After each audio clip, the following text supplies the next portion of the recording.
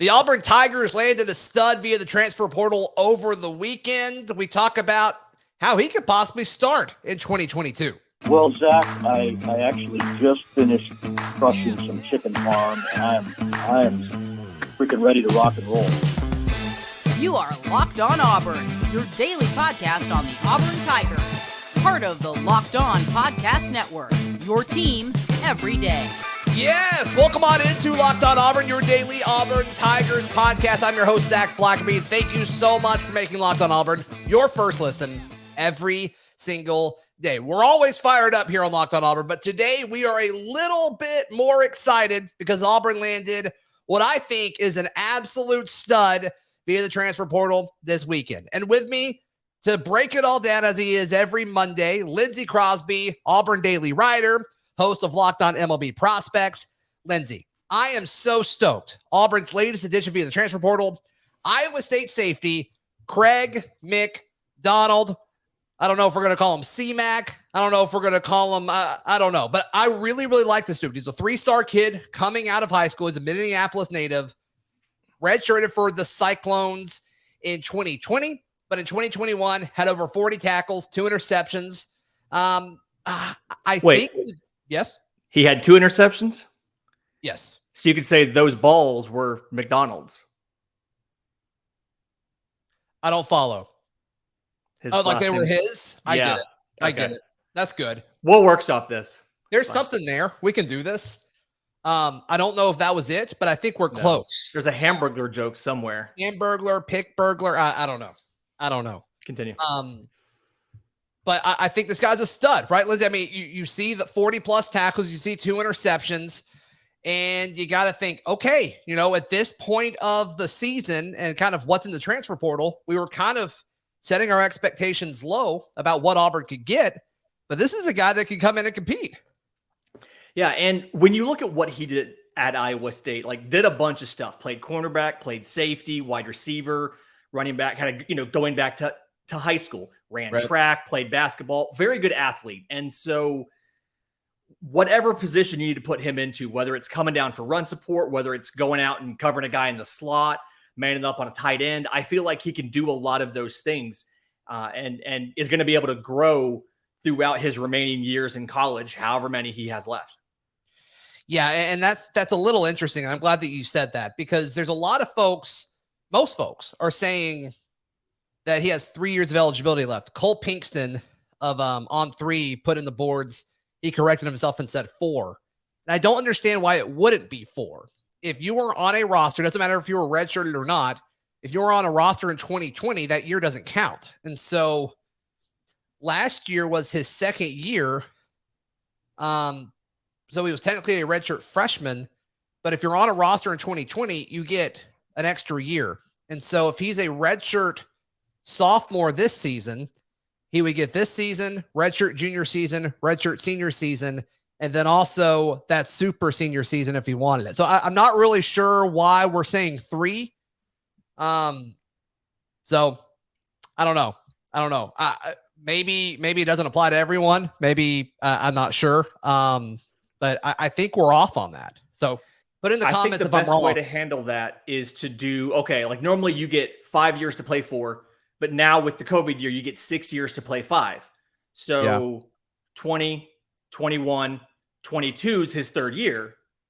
So it would be 22, 23, 24, 25, right? Right, because he didn't play.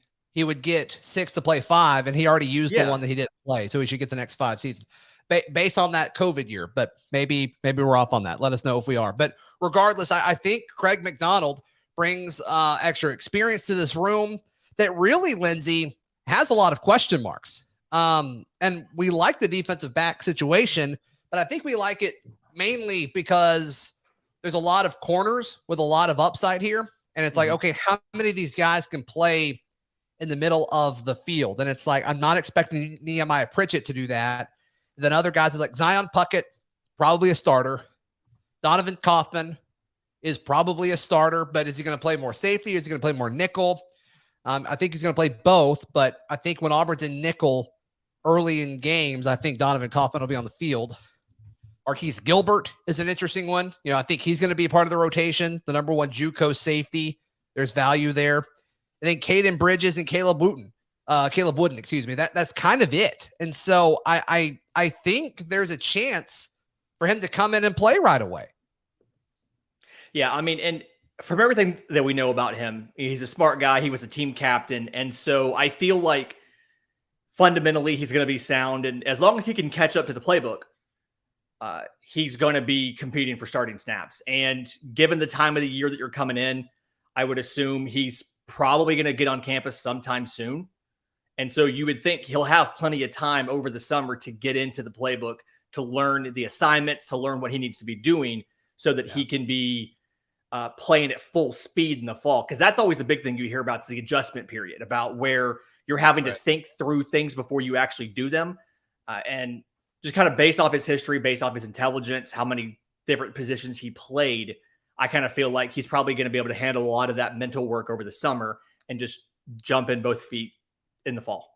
Yeah, I'm with you. And it may be a situation where we don't see him early, but you see him over the course of the season as he gets more and more acclimated to Auburn, more and more to the SEC, the playbook. I mean, there's so many different things he's got to jump into, but he seems eager. Jeffrey Lee with On3.com put out an interview. I mean, it sounds like he will sign with Auburn, quote, as soon as possible, I think is what Jeffrey Lee said. And he's got to go back home, take care of some stuff, but like, he's not taking any more visits. He didn't plan any more visits because he wanted to go to Auburn. He just needed to go to Auburn to make sure it was what he thought it was, which is perfectly reasonable. Makes a ton of sense. So he came down on an official visit. Auburn paid for it, and he must have liked what he saw. And really, Lindsay, another kind of underlying story in all of this is Zach Getheridge wins again. I don't know what his salary is, but I feel it's like whatever it is, he's worth that in gold. I mean, you just keep hearing about like every single, like just so many wins in recruiting. And I think part of the reason, like part of me wonders, do we just not hear about when he loses in recruiting, or does he not lose in recruiting? I don't know, man. It seems like Auburn's had GPs like crazy. So, yeah, whatever he's doing, man, put him on any player. Well, I mean, I don't get it. It's like, that's the only position that we're consistently winning at. And it's like, gosh, props to Zach. Part of it too is what helps is when you watch NFL playoff games and you watch the Super Bowl and things like that, and there's Auburn defensive backs involved. And so, I mean, part of it is the history that we have, and the system, the school sells itself on past success when it comes to defensive backs in the NFL. But having Zach Etheridge as a closer does not hurt. That man's got plenty of coffee. Yeah, no, because coffee is for closers. Cannot stress that enough. Well said, Lindsay Crosby. Speaking of coffee, I love having Built Bar with my coffee. We'll talk about more about what McDonald means for the Tigers defense in just a moment. And I want to tell you why I think he's a starter. But Built Bar, like I said, I love having my Built Bar every morning with my coffee. There's a ton of different flavors. In fact, we just received some birthday cake puffs in the mail. Most hosts did, and they're fantastic. They are so good. I actually am starting to like the Built Puffs more than the Built Bars. Take that for what it's worth. The consistency, I'm just going to tell you right now, it's not what you expect, but it's delicious. It's so good. And you're eating this thing and you're like, man, how is this good for me? And you read the label and it is. It is. So be sure to check that out. Go to built.com. Use promo code LOCK15 for 15% off your order. Use promo code LOCK15 for 15% off. That is at built.com. Lindsay Crosby, before we jump more into Craig McDonald, what all do you have going on as far as putting out content? So I have all my baseball stuff, auburndaily.com. You can check out my podcast, Locked On MLB Prospects, wherever you get your podcasts, and on YouTube. We're on Twitter at Locked On Farm. And then me personally, I'm on Twitter at Crosby Baseball. There's a lot of Auburn baseball talk in there right now. No, there's no question about it. There's no question about it. All right, Lindsay, tell me, am I overreacting when I think Craig McDonald has a chance to start or at least be in the rotation in 2022? I mean, he joined so late. He literally entered the portal on April 30th. That's the latest you possibly could have. And he jumped in there, and it seemed like he wanted to go to Auburn from the get-go. Do you think it's unreasonable to say, okay, the fact that he missed all of spring and the timing of when he's coming in, can he make an impact this season? I don't think saying he's going to be in the rotations too much. I think if you're going to say he's starting, then that's fine. Who is he replacing in the starting lineup is the question there. Because, right. I mean, you kind of have a pecking order. I mean, it's something where you're like, yeah, you've got Caden Bridges, you've got Marquise Gilbert, obviously Donovan Kaufman's back. Like, you can name a lot of names back there already. So sure. In the rotation, absolutely believe it. If he's starting, who's he taking out? Who's he replacing? Well, I mean, I think both of those safety spots are kind of open right now. And so, like, I don't know if there's really anything to be taken. Maybe Zion Puckett owns one, like maybe. And then Donovan Kaufman owns the other. But when they go nickel, he's not going to be playing there. He's going to be scooted out to nickel. Good point. So, I mean, that's a good question. Right now, I think when Auburn's in nickel, I think it'll be Donovan Kaufman at nickel. I think it'll be Zion Puckett at one of the safety spots. And I kind of think Caden Bridges is the other one. But is that a personnel grouping that you want to give, 60 or 70% of your, like, third and long snaps to? And I'm like, I don't know the answer to that. So we'll see. Is Marquise Gilbert ready to, be good in pass coverage in the SEC? I see him as a great run defender day one. Is he going to be ready to, understand all the passing concepts day one, jumping from the JUCO level to the SEC? That's tough. That's tough for anybody. Right. It's nothing against him. He's had more time than McDonald will, but McDonald's jump from, playing Iowa State ball versus Auburn, like, it's still a jump, but it's not as drastic as JUCO to the SEC. He started in the bowl game. He played Clemson in the bowl game. So, I mean, he's familiar with this type of makeup of roster with speed and talent and things like that. Yeah, that's a good point.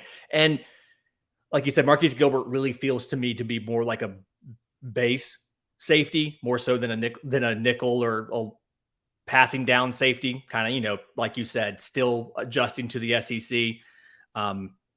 Caden Bridges, I think, was a bit of a surprise in spring when we saw him running in that spot. And so I think probably of any of the defensive back safety kind of folks, that's probably the most tenuous spot, simply because we didn't see Caden Bridges coming. And you always have to ask the question on something like that. Was he the starter because he was the best option, or was he the starter because we didn't have a better option at the time? Bringing in a guy like this after spring might be one of those. We went out and got him because we didn't think that we had somebody for that spot yet. No, that's a good point. I'm looking at Pro Football Focus stuff right now, and they had Craig McDonald for all of last season with an overall defensive grade of 71.1, which is not bad. It's not bad. It's not great, but it's not bad. But what's interesting is all of his stuff, Lindsay, is pretty consistent. His overall rating was 71.1. His rush defense was 72.5. His tackling grade was 67.6. You probably want that to be higher if you're a safety. His pass rush was low, but I don't think he'll be doing that. I don't think that's relevant.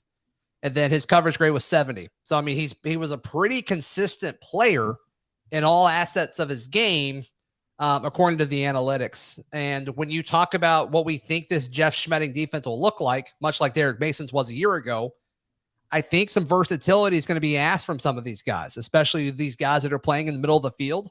So I think it's a scheme fit. Yeah, I could see that. And it's something where, give him time.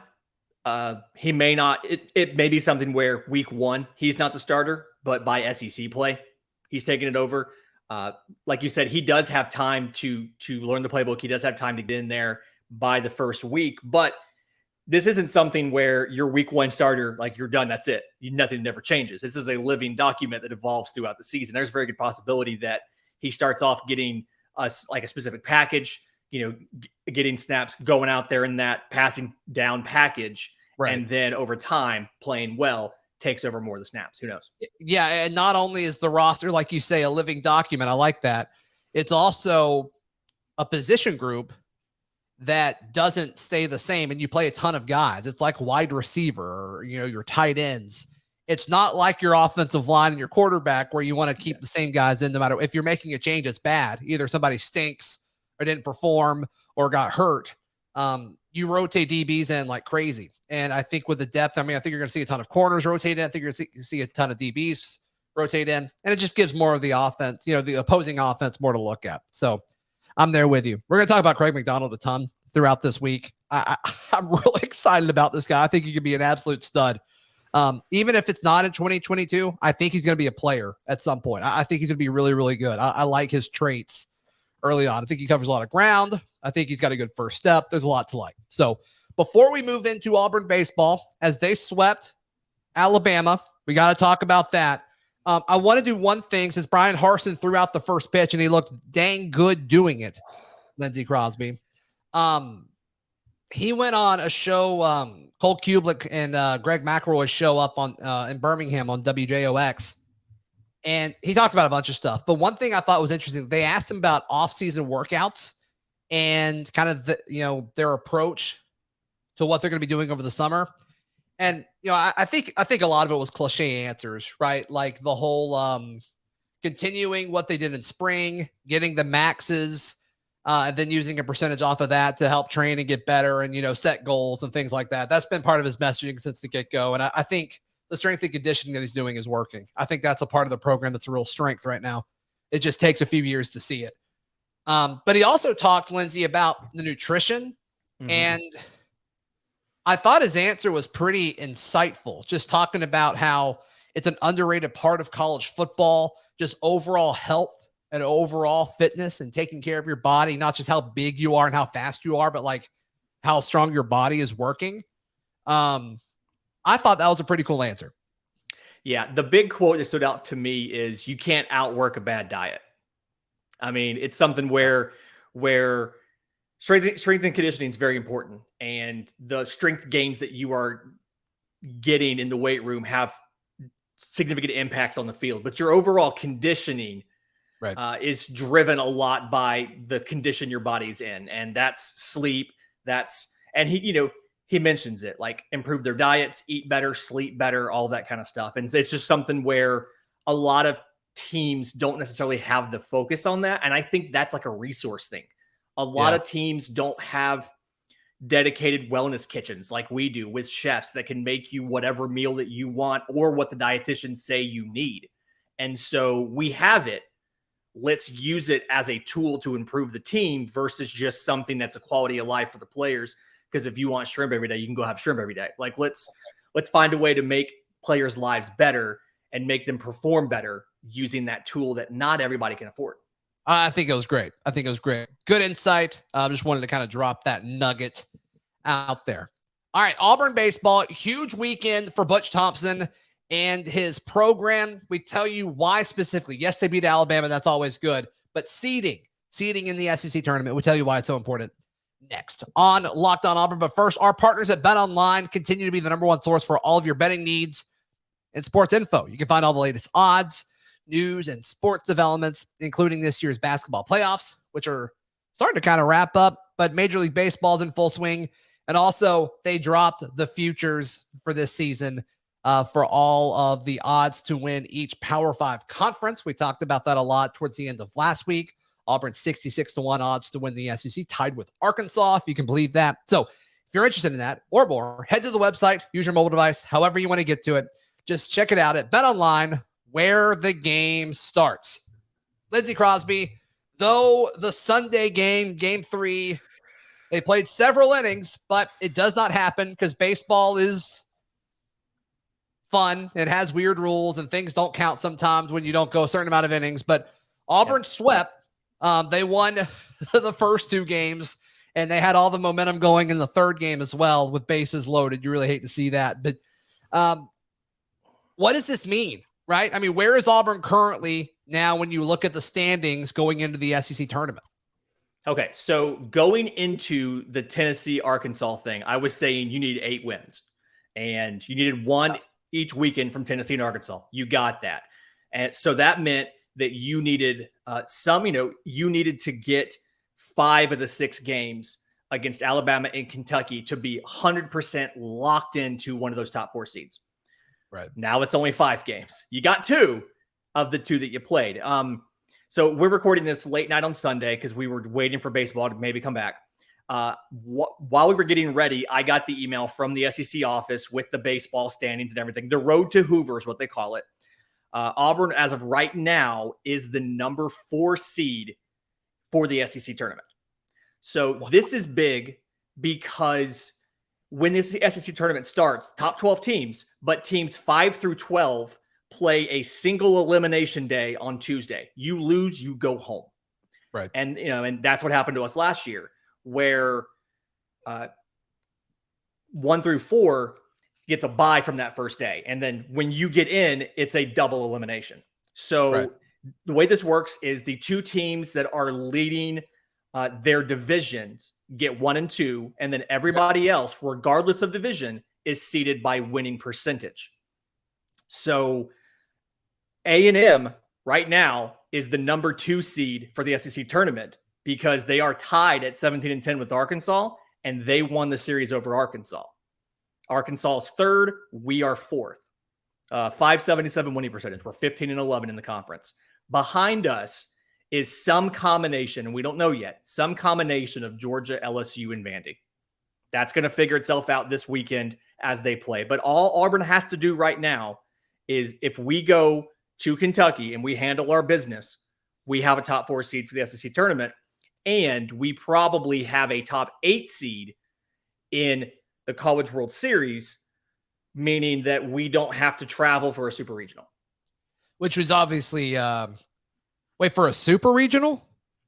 A top 8 seed in the in the NCAA tournament means you are home for the regional round, and you would host the super regional round if you advance. Yes. 9 through 16, you have to go. To host a super regional right now? Well, I mean, going off seeding, if they project us to be number 8, then theoretically that kind of means we're considered the 8th best team in the country. But yeah, like it's crazy. Yeah. So a lot of projections going into the weekend had us either at 8 or at 9 national seed. I saw a 10 out there, but I don't really like them too much, so let's ignore that. So a lot of on the bubble. Georgia stumbled a bit. We handled our business the best that we could. We won 2 games. Mother Nature won 1. Mother Nature in the SEC office protecting Bama won 1. But the top 4 seed is the big thing right now, because that means that if you have one bad start, which we saw on Saturday, you can have a good pitcher make a bad start and have a blow up. Having a top 4 seed means that one bad start and one blow up does not kick you out of the SEC tournament. It's huge. That's a big deal. That's a huge deal. And it should allow you to get a few more quality wins to help kind of sweeten that resume. So you are potentially hosting a super regional. Definitely should be hosting a regional at this point. But how great that we get to wrap up with Kentucky. In Kentucky, they've put some money into that program. Their baseball park is beautiful, but the fact that they're not playing well right now, that's a nice one to end on. So Kentucky's 10-17 in the conference. 2 of their wins, though, in the conference, national number 1 Tennessee. So not a push. It's just like football. You cannot overlook anybody in the SEC. Any given Sunday, any given weekend, whatever. But yeah, going to Kentucky, I feel like we have a good chance to, if everything breaks right, we have a good chance to win 2 out of 3 up there. Yeah. And that would mean we're pretty much locked into that top 4 seed, and then we're locked into a top 8 seed when it comes to the actual postseason. Incredible. So as far as performances from this weekend that are relevant to discuss moving forward, does anybody stand out to you? So there's 2 guys that I want to give credit to as far as pitchers go. Pitchers outside of the usual guys you always hear about. You hear about the Blake Burkhalter. You have his shirt on right there. You hear about stuff like that. Closing time, baby. AUshirts.com. But there's 2 guys who really stepped up big this weekend. So Friday night, Mason Barnett goes 5 1/3. And behind him is freshman John Armstrong. Now, John Armstrong pitched 2 2/3 innings against Arkansas last weekend. Looked really good. Before that, we hadn't seen him since March. He was gone for 7 weeks. So we got a chance to talk to him after the game. And long story short, Butch Thompson put him in the garage. Like, there's some stuff he had to get fixed, and put him away, made him fix it, brought him back, and he is a brand new pitcher. There's a great piece that I found over the weekend auburndaily.com, talking about some of the changes that John Armstrong made and what he did to be a new pitcher. Yeah. So go check that out. Not sure who did that, but great piece. I think we need Lindsay did an incredible job on it. You need to go check it out. Just Google John Armstrong. It'll come up. Yeah. And then Saturday, Tommy Sheehan. So Trace Bright gets in a bit of trouble in the first inning. 4 hits, 4 runs, 2 walks, a wild pitch, throws almost 40 pitches. It was tough. It was a rough outing for Trace Bright. Tommy Sheehan comes in the second inning, and we had heard a lot about him leading up to the season. He was a 3-year starter at Notre Dame, transfer lefty, all of this stuff, and he didn't look like we thought he would. He was coming back from Tommy John, needed some time. Saturday, he looked like the guy we were told he was going to be. 4 innings, 1 hit, 1 walk, 4 strikeouts. Cold out of the bullpen. He did not know he was going to have to pitch that much when he got up Saturday morning. So through 65 pitches, wasn't as efficient as you would like, but absolutely kept Auburn in it. And the bullpen ended up going 8 innings, scoreless, and Auburn comes back from being down 4-0 and wins that game 6-4. Unreal. So, I mean, the fight in this team is just spectacucular. I think that's their 17th comeback win of the season, like where they were down and came back to win. Good? Is that good? Do you take that? Would you take that? That's pretty nice. Yeah. And that was the big issue last year. And that's why people didn't think we were as good as we are, is because last year we lost so many close games late. Right. And this they're year, finding a way to do it. Yep. Learning how to win close games is a thing. It's not all luck. It's not all performance. You have to learn that skill. It's a skill. And they figured it out. I haven't looked at numbers or anything, Lindsay, but Bobby Pierce seemed to have a good weekend to me. Maybe he just had moments. I don't know, but just casually watching this weekend, he seemed like it was an important role. So Bobby Pierce, really great story for Bobby Pierce, because long story short, he transferred to Auburn from South Mountain Junior College, had to have surgery on both of his knees last year. Was, I think, the 4th or 5th outfielder on the bench to start this year, has worked his way into not only a starting role, but cleanup. He is batting .301. I believe he is 2nd on the team in home runs with 6, and he's only been a full-time starter for a month. He's one of the fastest players on the team. Right. I mean, he's got, just in the last couple of weeks, I've heard Bobby Bombs. I've heard Bobby Barrels. I mean, all the dude does is gun people out from right field, hit home runs, and take extra bases. Right. Dynamic kid. I am very excited to see what he can do with a full off season of health. Right. And I mean, there's a good chance he may be our starting center fielder and our cleanup hitter next year, which those two things usually aren't the same person. Well, Kaysen's gone. Right. Kaysen will be gone after the season, Kaysen Howell. And then it was really the top weird. Lineup's going to be all gone. So speaking of Kaysen Howell, it was really odd today how there was a weather delay and they didn't have to cover the field. Like they didn't have to pull a tarp out. And it's because Kaysen Howell covers the entire field already. All right, Lindsay, how can people find you, hear you, support you one more time? I'm on Twitter at Crosby Baseball. My show, Locked On Movie Prospects, is on Twitter at Locked On Farm. You can find it wherever you get your podcasts and on YouTube, and the writings at auburndaily.com. I love it. That's Lindsay Crosby as he joins us every Monday. Hey, on tomorrow's show, Auburn message board legend Charlie 5 joins us to talk about McDonald as well as other things happening throughout Auburn football. You can follow me on Twitter at Zac Blackerby, the show on Twitter at Locked On Auburn, and on Instagram at Auburn Podcast. Also, if you're watching on YouTube, please like the video and click that subscribe button. Would really, really appreciate it. Thank you for making Locked On Auburn your first listen. For your second listen, go check out Locked On MLB Prospects or Locked On SEC. We'll be back tomorrow right here on Locked On Auburn. See ya.